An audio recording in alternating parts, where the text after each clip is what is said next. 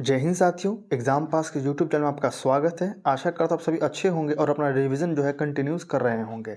जो भी बच्चे रेलवे का फॉर्म भरे हैं जैसे कि आरपीएफ, एसआई या एएलपी या टेक्नीशियन, उन सभी का एग्ज़ाम डेट तो आ ही गया है। प्लस उनको सिटी जो है जानकारी मिल गई है कि किस सिटी में उनका एग्ज़ाम दिया गया है।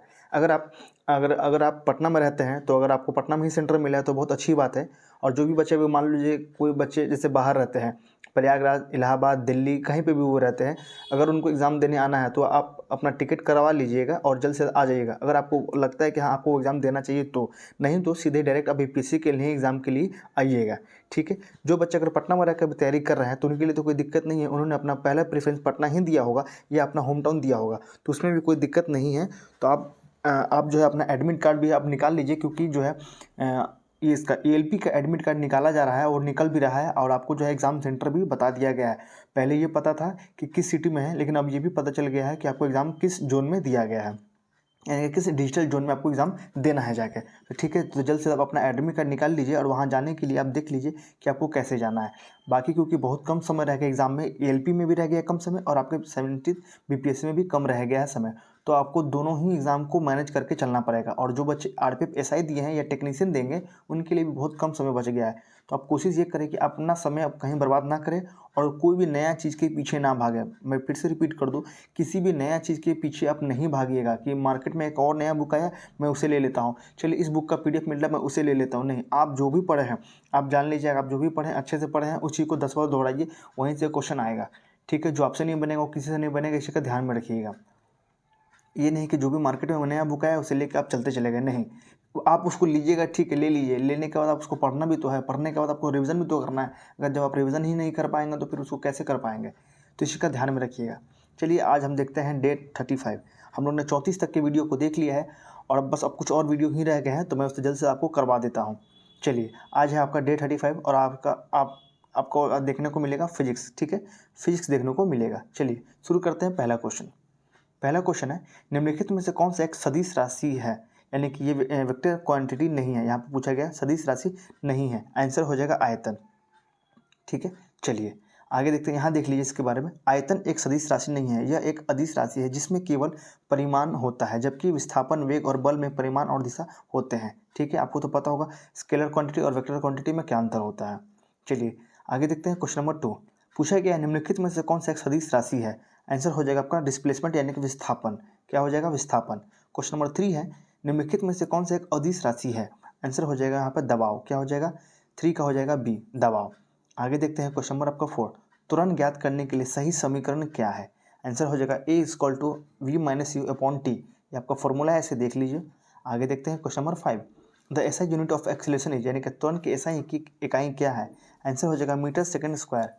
क्वेश्चन नंबर 6 देखेंगे, वस्तु द्वारा तय की गई दूरी डैश के समय है, आंसर हो जाएगा सीधे अनुपातिक हो जाएगा, यानी कि डायरेक्टली प्रोपोर्शनल हो जाएगा। क्वेश्चन नंबर 7 देखेंगे, निम्न में से कौन सी सदिश राशि नहीं है, आंसर हो जाएगा यहाँ पे आपका सी, यानी कि गति। 7 का आंसर हो जाएगा सी। क्वेश्चन नंबर 8 है आपका, गति को सर्वप्रथम किसने परिभाषित किया था, आंसर हो जाएगा आपका सी, यानी कि गैलीलियो ने। क्वेश्चन नंबर 9 देखेंगे, निम्नलिखित में से कौन सी एक सदिश राशि नहीं है, आंसर हो जाएगा आपके लिए ए, यानी कि गति। क्या हो जाएगा, गति। क्वेश्चन नंबर 10 देखेंगे, स्कूटर के स्पीडोमीटर द्वारा मापी गई गति क्या है, आंसर हो जाएगा तात्कालिक।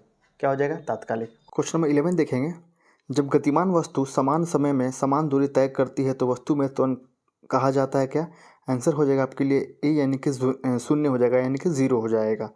आगे देखते हैं क्वेश्चन नंबर आपका 12, यदि किसी वस्तु का वेग का परिवर्तन समान समय अंतराल के समान हो तो कहा जाता है कि वह डैश के साथ गतिमान करेगा, आंसर हो जाएगा एक समान त्वरण। आगे देखते हैं क्वेश्चन नंबर आपका 13, किसी पिंड के औसत वेग और औसत गति का अनुपात क्या है, आंसर हो जाएगा 1 या 1 से कम, 1 और लेस देन 1।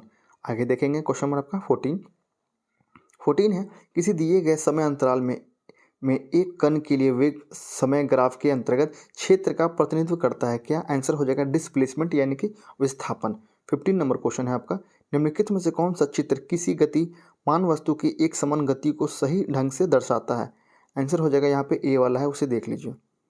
आगे देखेंगे क्वेश्चन नंबर आपका 16, चार कारें ए बी सी डी एक समतल सड़क पर चल रही है, उनकी दूरी बनाम बनाम समय ग्राफ चित्र 8.2 में दिखाए गए हैं। सही कथन को आपको चयन करना है। आंसर हो जाएगा बी, यानी कि कार बी सबसे धीमी है। यहाँ पे बी देखने को आपको मिलेगा, इस फोटो में आपको देखना है। यहाँ पे फोटो देख लीजिए आप।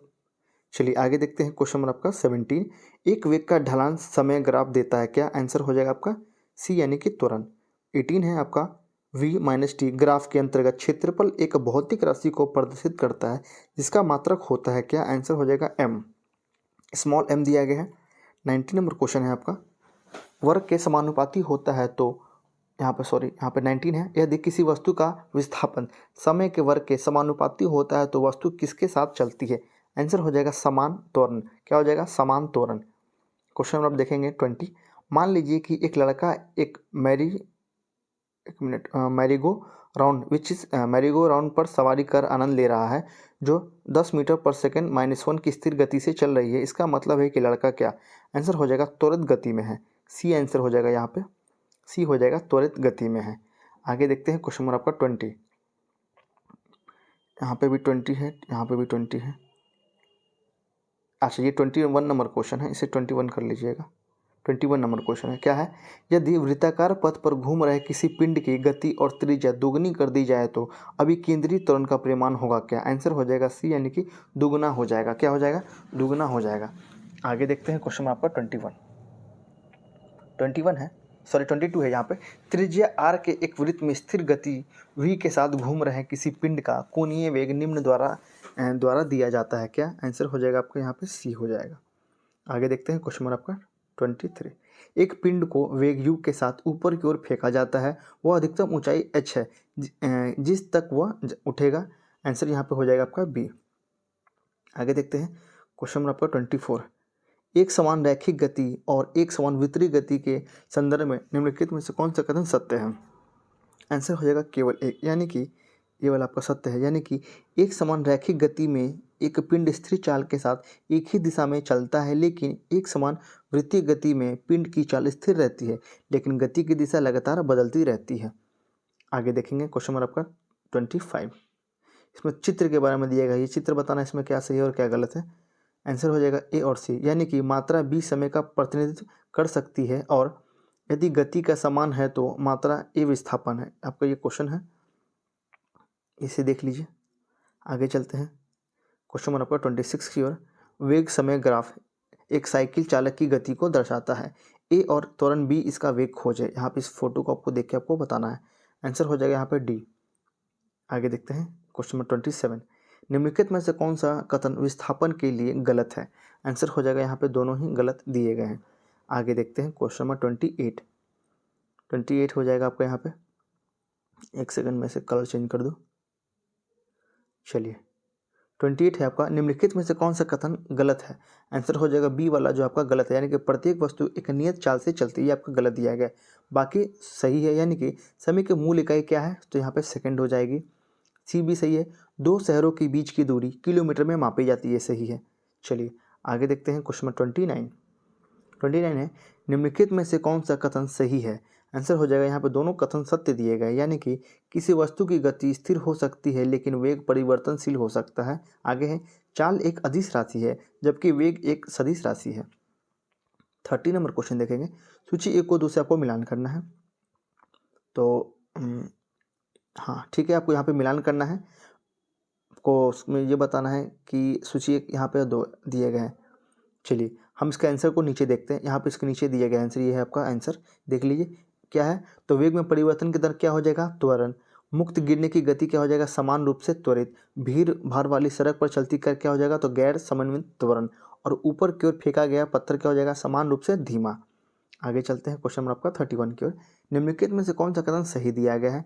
आंसर हो जाएगा इसका दिया गया है बी, यानी कि गति हमेशा वेग के परिणाम से अधिक होती है। आपका बी जो है इसमें सही दिया गया है। इसका आंसर लेकिन सर ने चेंज किया है, एक सेकंड रुक जाइए आप थोड़ा। सर ने इसका आंसर ये बताया है डी। यहाँ पे भी देखिए इन सभी को काट दिया है। कौन सा कथन सही इसमें डी बताया है, यानी कि औसत वेग औसत गति के बराबर हो सकता है, ये आपका सही दिया गया है। आगे चलते हैं क्वेश्चन नंबर 32। एक एथलीट रेखा पार करने के बाद तुरंत नहीं रुकता क्योंकि? आंसर हो जाएगा आपका यहाँ पे गति की जड़ता के कारण। आगे देखते हैं क्वेश्चन नंबर 33। निम्नलिखित कथनों पर विचार करना है। बताना है कौन सा कथन सही है। इसमें तीनों ही कथन सत्य दिए गए, यानी कि कोई वस्तु समान वेग, यहाँ पे हो जाएगा, कोई वस्तु समान वेग से तब चलती है जब उस पर लगने वाले बल संतुलित होते हैं और उस पर कोई शुद्ध बाहरी बल नहीं होता, ये सही है। दूसरा है, यदि किसी वस्तु पर असंतुलित बल लगाया जाए तो उसकी गति की दिशा में परिवर्तन होगा, ये भी सही है। तीसरा है, गति में परिवर्तन तब तक जारी रहेगा जब तक असंतुलित बल लगाया जाता है, ये भी आपका सही दिया गया है। आगे देखेंगे क्वेश्चन आपका 34, यदि कोई पिंड असमान वेग तथा एक समान त्वरण से गतिमान हो तो क्या होगा। आंसर इसमें दिया गया आपका बी, यहाँ पे बी दिया गया है, यानी कि विस्थापन समय ग्राफ गैर रैखिक है, ये आपका बी दिया गया है यहाँ पे। लेकिन सर ने बी और डी दोनों को टिक किया है, इसे भी देख लीजिए। वेग समय ग्राफ रैखिक है, ये भी दोनों दिया गया है। हालांकि आप यहाँ देखेंगे आंसर यहाँ पे बी दिया गया है, पर सर ने जो है जो पढ़ाया है उसे बी और डी दोनों को टिक किया है, ठीक है। इस चीज़ को आप ध्यान में रखेंगे। आगे चलते हैं क्वेश्चन नंबर 35 की ओर। 35 है, पिंड की गति के बारे में आप क्या कह सकते हैं यदि इसका गति समय ग्राफ समय अक्ष के समानांतर एक सीधी रेखा है। आंसर हो जाएगा सी, यानी कि शरीर की गति एक समान है। शरीर की गति क्या हो जाएगा, तो एक समान है। आगे चलते हैं क्वेश्चन नंबर 36 की ओर। किसी पिंड का वेग समय ग्राफ एक सीधी रेखा है और इसका ढलान ऋणात्मक है, शरीर भोग रहा है क्या। आंसर हो जाएगा समान मंदन। आगे है क्वेश्चन नंबर आपका 37, यह संभव है कि किसी वस्तु का त्वरण हो लेकिन उस गति में परिवर्तन न हो, यदि वह हो जाए क्या। आंसर हो जाएगा वृत्ताकार पथ पर चलती हो, यानी कि केवल एक ही इसका आंसर सत्य दिया गया है। 38 है, यदि एक लड़का एक पत्थर को एक डोरी से बांधकर क्षैतिज वृत्ताकार पथ में घुमा रहा है और डोरी टूट जाती है तो पत्थर क्या हो जाएगा। आंसर हो जाएगा वृत्तीय पथ के स्पर्श रेखीय सीधी रेखा में आगे बढ़ेगा। आगे है क्वेश्चन आपका 39, यहाँ से आपका क्या हो जाएगा, तो मैग्नेटिज्म चालू हो जाएगा, यानी कि चुंबकीय क्षेत्र है क्या। आंसर हो जाएगा सदिश मात्रा। क्वेश्चन नंबर 40 देखेंगे। 40 है आपका, क्षेत्र की चुंबकीय रेखाओं के संबंध में निम्नलिखित में से कौन से कथन का गलत चयन करें, आपको बताना है। आंसर हो जाएगा इसमें इसका आंसर हो जाएगा सी हो जाएगा, ये आपका गलत दिया गया है। यानी कि क्षेत्र रेखाएं समानांतर और समदूरस्थ है, वे शून्य क्षेत्र शक्ति का प्रतिनिधित्व करते हैं, ये आपका गलत है, तो इसे छोड़ दीजिए। जो सही उसे कम से कम देख लीजिए ताकि एग्जाम में आपको सहूलियत हो जैसे बनाने में। चलिए इसको छोड़ दीजिए, बाकी देख लीजिए क्या है। तो पहला आपका, किसी बिंदु पर चुंबकीय क्षेत्र की दिशा उस दिशा के रूप में ली जा सकती है जिसमें चुंबकीय कपास सुई का उत्तरी ध्रुव इंगित करता है, ये सही है। आपके है चुंबकीय क्षेत्र रेखाएं बंद वक्र होती है, ये भी आपका सही है। तीसरा है, चुंबकीय क्षेत्र की सापेक्ष शक्ति को क्षेत्र रेखाओं की निकटता की डिग्री द्वारा दिखाएगा, ये भी आपका सही दिया गया है। 41 नंबर क्वेश्चन देखेंगे। चुंबकीय ध्रुव नहीं बनेंगे, चुंबकीय यहाँ पे दिया गया है, निम्नलिखित में से क्रिया से नए चुंबकीय ध्रुव नहीं बनेंगे। आंसर हो जाएगा आपका सीधी तार में विद्युत प्रवाहित करने पर। आगे question number 42, according to figure, यहाँ पे दिया गया चित्र के बारे में कि चित्र में अनुसार कोई इलेक्ट्रॉन किसी चुंबकीय क्षेत्र में क्षेत्र के लंबवत प्रवेश करता है, इलेक्ट्रॉन पर आरोहित बल की दिशा क्या है। आंसर हो जाएगा आपका going to the into the paper, यानी कि कागज के भीतर की ओर जाते हुए। ये आपका फोटो है, इसी के बारे में देख के आपको आंसर बताना था। आगे देखेंगे 43 नंबर क्वेश्चन, लेंज का नियम किसके संरक्षण पर आधारित है। आंसर हो जाएगा आपका ए, यानी कि ऊर्जा। 44 है, चुंबकीय द्विध्रुवी आघूर्ण का मात्रक क्या है। आंसर हो जाएगा एम्पियर। आगे देखेंगे 45 नंबर क्वेश्चन। 45 है, एक ही स्रोत द्वारा उत्पन्न दो चुंबकीय क्षेत्र रेखाएं क्या है। आंसर हो जाएगा कभी प्रतिच्छेद ना करें। आगे है 46 नंबर क्वेश्चन, किसी परिपथ में विद्युत धारा की उपस्थिति का पता लगाने के लिए प्रयोग किया जाने वाला उपकरण क्या है। आंसर हो जाएगा गैल्वेनोमीटर। आगे है क्वेश्चन नंबर 47, दिया गया है सोलेनोइड के बारे में निम्नलिखित कथनों पर विचार करें, कौन सही है इसमें। आंसर हो जाएगा पहला और दूसरा सही है, यानी कि एक परिनालिका में चुंबकीय क्षेत्र की ताकत सोलेनोइड के प्रति इकाई लंबाई में घुमाव की संख्या पर निर्भर करती है, सही है। दूसरा है, किसी परिनालिका में चुंबकीय क्षेत्र की प्रबलता परिनालिका के तार में प्रभावित धारा का निर्भर करती है, ये भी आपका सही है। आगे है क्वेश्चन नंबर 48 आपको बताना है पहला और दूसरा में क्या सही है और क्या गलत है। इसमें दोनों ही कथन व्यक्तिगत रूप से आपका सही है, यानी कि उसमें दोनों ही सत्य है। क्या है देख लीजिए, करंट ले जाने वाले तार के पास रखी कंपास सुई विक्षेपित हो जाएगी, सही है, क्योंकि एक करंट ले जाने वाला तार इसके चारों ओर एक चुंबकीय क्षेत्र बनाता है इस कारण से। आगे है क्वेश्चन नंबर 49 है, निम्नलिखित में से कौन सा प्रेरित धारा की दिशा निर्धारित करता है? आंसर हो जाएगा फ्लेमिंग के दाहिने हाथ का नियम। यहाँ पे ये देख लीजिए इमेज। आगे है क्वेश्चन नंबर 50, डोमेन निम्नलिखित में से किस पदार्थ में बनते हैं? आंसर हो जाएगा लौह चुंबकीय, फेरोमैग्नेटिक। आगे देखेंगे 51 नंबर क्वेश्चन, एक फेरोमैग्नेटिक पदार्थ को बाहरी चुंबकीय क्षेत्र में रखा जाता है, चुंबकीय डोमेन क्या है? आंसर हो जाएगा आकार में इसकी वृद्धि हो जाएगी। 52 है, आयरन प्रदर्शित करती है क्या? आंसर हो जाएगा लौह चुंबक तत्व यानी कि फेरोमैग्नेटिज्म। आगे देखेंगे 53 नंबर क्वेश्चन, शुष्क मानव शरीर के प्रतिरोध का परिणाम क्या है? आंसर हो जाएगा 10⁴ ओम। आगे देखेंगे 54 नंबर क्वेश्चन। 54 नंबर क्वेश्चन है, जब एक बार चुंबक को पृथ्वी के चुंबकीय क्षेत्र में रखा जाता है तो जिसका उत्तरी ध्रुव भौगोलिक उत्तर की ओर इशारा करता है, तो चुंबक के बारे में और तटस्थ बिंदुओं की संख्या होती है क्या? आंसर हो जाएगा, इसका आंसर हो जाएगा 2। आगे देखेंगे क्वेश्चन नंबर 55, एक लंबी धारा प्रवाहित सीधी प्रणालिका के अंदर चुंबकीय क्षेत्र की ताकत होती है। आंसर हो जाएगा सभी बिंदुओं पर समान। 56 नंबर क्वेश्चन है, भौगोलिक उत्तर की ओर इंगित करने वाले उत्तरी ध्रुव के साथ रखे गए एक बार चुंबक के तटस्थ बिंदु स्थित है। आंसर हो जाएगा आपके चुंबक के दोनों ओर पूर्व और पश्चिम में। 57 है, चुंबकत्व का अनुचुंबकीय सिद्धांत निम्न में से किसके द्वारा प्रदर्शित किया गया? आंसर हो जाएगा यहाँ पे दिया गया है प्लेटिनम। किसके द्वारा? प्लेटिनम के द्वारा। आगे है 58, प्रेशर कुकर में खाना जल्दी पक जाता है क्योंकि? आंसर है आपका उच्च दाब के कारण पानी उच्च तापमान पर उबलने लगता है। 59 नंबर क्वेश्चन है 59, ठीक है, यदि रेफ्रिजरेटर के दरवाजे कुछ घंटे के लिए खुले छोड़ दे तो कमरे का तापमान क्या हो जाएगा? आंसर हो जाएगा कमरे का तापमान बढ़ जाएगा। 60 नंबर क्वेश्चन है, निम्नलिखित में से कौन सा एक सही सम्मिलित नहीं है? आंसर हो जाएगा गैल्वेनोमीटर यानी कि विद्युत प्रतिरोध। ये आपका गलत है, बाकी आपका सही है। वोल्टमीटर हो जाएगा विभवांतर, एमीमीटर हो जाएगा विद्युत धारा, पोटेंशियोमीटर हो जाएगा विद्युत वाहक बल। आगे क्वेश्चन नंबर 61, फैराडे स्थिरांक क्या है? आंसर हो जाएगा सार्वभौमिक, यहाँ पे हो जाएगा सार्वभौमिक स्थिरांक है। आगे क्वेश्चन नंबर 62, साइक्लोट्रॉन में एक अवेशित कण, आंसर हो जाएगा आपका हर समय त्वरण से गुजरता है। ये आपका सही है।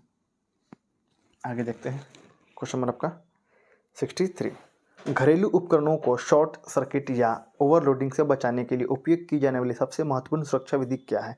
आंसर हो जाएगा फ्यूज़ का उपयोग। किसका? फ्यूज़ का उपयोग। 64 है, वे पदार्थ जो चुंबक द्वारा प्रबल रूप से आकर्षित होते हैं क्या कहलाते हैं? आंसर हो जाएगा लौह चुंबकीय पदार्थ, लौह चुंबकीय पदार्थ। 65 नंबर क्वेश्चन है, प्रत्यावर्ती धारा को दिष्ट धारा में बदलने के लिए प्रयुक्त होने वाले उपकरण को क्या कहते हैं? आंसर हो जाएगा रेक्टिफायर। क्या कहेंगे उसे? बी यानी कि रेक्टिफायर। 66 नंबर क्वेश्चन है, एक सुचालक को दूसरे चार्ज किए गए सुचालक के पास लाकर बिना संपर्क बनाए चार्ज करने की प्रक्रिया क्या कहलाती है? आंसर हो जाएगा प्रेरण। 67 नंबर क्वेश्चन है, एक फ्यूज तार होना चाहिए क्या? आंसर हो जाएगा संचालक और कम गलनांक, संचालन और कम गलनांक। आगे देखते हैं क्वेश्चन नंबर 68, सुरक्षा फ्यूज का कार्य करना निर्भर करता है किस पे? आंसर हो जाएगा 3 और 4 यानी कि धारा मात्रा पे और धारा का ताप प्रभाव पर, दोनों पे। आगे देखते हैं 69 नंबर क्वेश्चन, निम्नलिखित भौतिक राशियों में से कौन सी एक बेलनाकार प्रतिरोधक के प्रतिरोध को प्रभावित नहीं करती है? आंसर हो जाएगा यहाँ पे इसके माध्यम से विद्युत। 70 नंबर क्वेश्चन है, विद्युत आवेश के संबंध में निम्नलिखित कथनों पर विचार करें। कौन सा इसमें सही, इसमें दिया गया है सही है? आंसर हो जाएगा तीनों, यानी कि विद्युत आवेश का एसआई मात्रक कूलम्ब है, सही है। यह एक अदिश राशि, सही है। और लास्ट आपका यह एक इलेक्ट्रॉन पर आवेश का परिमाण 1.6 × 10⁻⁻19 कूलम्ब होता है। दोनों आपके सही दिए गए हैं। आगे देखते हैं क्वेश्चन नंबर 71, निम्न में से कौन सा गैर ओमोहिक प्रतिरोध का प्रतिनिधित्व करता है? आंसर हो जाएगा यहाँ पे टॉर्च बल्ब। आगे देखते हैं 72 नंबर क्वेश्चन, एक सीधी विद्युत धारावाहिक चालक के चारों ओर चुंबकीय क्षेत्र रेखाएं होती है, कैसी? आंसर हो जाएगा संकेंद्रित वृत्त। आगे देखते हैं, सड़क प्रकाश में उपयोग आने वाले बल्बों को जोड़ा जाता है। आंसर हो जाएगा समानांतर क्रम में। 74 है, कुएं से पानी की बाल्टी उठाते समय हमें लगता है कि बाल्टी आंसर हो जाएगा पानी की सतह से ऊपर भारी हो जाता है, सही है। 75 नंबर क्वेश्चन है। 75, जब हम पानी में साबुन मिलाते हैं तो पानी के पृष्ठ तनाव डैश होता है, क्या? आंसर हो जाएगा घटता है। 76, तापमान में वृद्धि के साथ तरल की चिपचिपाहट क्या? आंसर हो जाती है कम हो जाती है, क्या हो जाएगा? कम हो जाती है। आगे देखेंगे 77, लिखा है निम्नलिखित में से उच्चतम चिपचिपाहट क्या है? आंसर हो जाएगा यहाँ पे शहद। आगे 78 नंबर क्वेश्चन, लोहे की सुई पानी की सतह पर किसके कारण तैरती है? आंसर हो जाएगा आपका सतह तनाव, क्या हो जाएगा? सतह तनाव। आगे देखेंगे क्वेश्चन नंबर आपका 79, यदि द्रव की एक बूंद का संपर्क कोण न्यूनतम हो तो क्या हो जाएगा? आंसर हो जाएगा आपका आसंजन सामंजस्य से अधिक है। ये आपका यहाँ पे सी जो है आंसर सही दिया गया यहाँ पे। आगे है क्वेश्चन नंबर आपका 80, क्रांतिक तापमान पर द्रव के पृष्ठ तनाव का मान क्या है? आंसर हो जाएगा यहाँ पे 0। आगे 81, वर्षा की बूंद का गोलाकार आकार किसके कारण से होता है? आंसर हो जाएगा सरफेस टेंशन यानी कि पृष्ठ तनाव के कारण। 82 नंबर क्वेश्चन है, पृष्ठ तनाव किसके कारण होता है? आंसर हो जाएगा अणुओं के बीच संसंजक बल के कारण। 83 क्वेश्चन है आपका, रेनकोट पर इस्तेमाल की जाने वाली कोटिंग वाटरप्रूफ होती है क्योंकि? आंसर हो जाएगा संसंजक बल अधिक हो जाता है। 84 नंबर क्वेश्चन, यदि तापमान बढ़ता है तो तरल का पृष्ठ तनाव क्या हो जाएगा? आंसर हो जाएगा घट जाएगा। 85, सेविंग ब्रश पानी से निकालने पर आपस में चिपक जाते हैं क्योंकि? आंसर हो जाएगा सतही तनाव के कारण। आगे है क्वेश्चन नंबर आपका 86, तेल में पानी की बूंद गोले का आकार ले लेती है जबकि तेल की बूंद पानी में फैल जाती है क्योंकि? आंसर हो जाएगा पानी के लिए संसंजक बल आपका ग्रेटर देन पानी और तेल के लिए आसंजक बल है, सॉरी यहाँ संसंजक नहीं, यहाँ पे आसंजक बल दिया गया है। ये आंसर आपका यहाँ पे सही है, देख लीजिए। 87 नंबर क्वेश्चन देखेंगे, इनमें से कौन सा तथ्य सतही तनाव के कारण नहीं है? आंसर हो जाएगा यहाँ पे इसका दिया गया है, एक सेकंड इसका आंसर देख लेते हैं। इसका आंसर हो जाएगा सी, यानी कि हिलाने पर तरल की सतह स्थिर हो जाती है, आपका नहीं दिया गया है। 88 नंबर क्वेश्चन देखेंगे, पृष्ठ तनाव का गुण निम्न में से प्राप्त होता है? आंसर हो जाएगा द्रव, क्या हो जाएगा? द्रव। 89 नंबर क्वेश्चन देखेंगे, निम्नलिखित में से किस तापमान पर पानी के पृष्ठ तनाव का मान न्यूनतम होता है? आंसर हो जाएगा 75 डिग्री सेल्सियस। 90 नंबर क्वेश्चन है, पारा कांच यानी कि लकड़ी या लोहे को गीला नहीं करता क्योंकि? आंसर हो जाएगा संसंजक बल असंजक बल से अधिक है, इस कारण से। बी आंसर देख लीजिए। क्वेश्चन नंबर 91 है, एक वस्तु का वायु में भार 10N है जबकि इसे पूरी तरह से पानी में डुबोया जाता है तो इसका भार केवल 8N होता है। वस्तु द्वारा विस्थापित तरल का भार क्या हो जाएगा? आंसर हो जाएगा 2N। 92 है, बहुत ठंड के मौसम में पानी डैश का जलीय जीवन को संरक्षित करता है? आंसर हो जाएगा विस्तार यानी कि एक्सपेंशन। 93 है, डैश के कारण पानी का उत्कृष्ट शीतलन कारक है? आंसर हो जाएगा उच्च विशिष्ट ऊष्मा। 94 नंबर क्वेश्चन है, एप्पल को लॉन्च किया गया था? आंसर हो जाएगा आपका यहाँ पे दिया गया है कैरो के द्वारा, कैरो यानी कि फ्रेंच गुयाना। 95 नंबर क्वेश्चन है, 95 नंबर क्वेश्चन दिया गया है, दिया गया है, भारत ने कुछ दशकों की अवधि के उपग्रह प्रक्षेपण यान विकसित किए, निम्नलिखित ABCD विकास का सही क्रम क्या है? आपको बताना है। आंसर हो जाएगा यहाँ पे डी, क्या हो जाएगा? यहाँ पे डी दिया गया, पहले सी यानी कि SLV, उसके बाद हो जाएगा आपका बी यानी कि ASLV, उसका PSLV, उसके बाद आपको हो जाएगा GSLV, ऐसे दिया गया है। आगे देखेंगे 96, एक भूस्तरीय उपग्रह की अवधि होती है? आंसर हो जाएगा 24 आवर्स। आगे है 97 नंबर क्वेश्चन, जेट इंजन किस सिद्धांत पर कार्य करता है? आंसर हो जाएगा रैखिक गति का संरक्षण के कारण। आगे है क्वेश्चन 98, क्रायोजेनिक इंजन में आवेदन मिलता है? आंसर हो जाएगा आपका रॉकेट तकनीक। 99 नंबर क्वेश्चन है, 99 नंबर क्वेश्चन आपको बताना है क्रायोजेनिक इंजन के यूज़ के बारे में। आंसर हो जाएगा यहाँ पे बी यानी कि ऑक्सीकरण के रूप में तरल ऑक्सीजन और ईंधन के रूप में तरल हाइड्रोजन, ये आपका सही है। 100 नंबर क्वेश्चन है, क्रायोजेनिक तापमान के लिए है? आंसर हो जाएगा आपके बिलो 150 डिग्री सेल्सियस, आपका यहीं तक दिया गया है, इसका एक्सप्लेनेशन दिया गया है, इसे देख लीजिए। चलिए ये वीडियो आपका यहीं तक है, आने वाले वीडियो में आपको इसका पार्ट 36 मिलेगा और 37 मिलेगा, ऐसा आपको वीडियो मिलेगा। आशा करता हूँ आपको ये वीडियो अच्छा लगा हो, तो प्लीज़ वीडियो को लाइक कीजिएगा, साथ ही साथ इस चैनल को सब्सक्राइब भी कीजिएगा और अपने दोस्तों के साथ इसे ज़रूर शेयर कीजिएगा।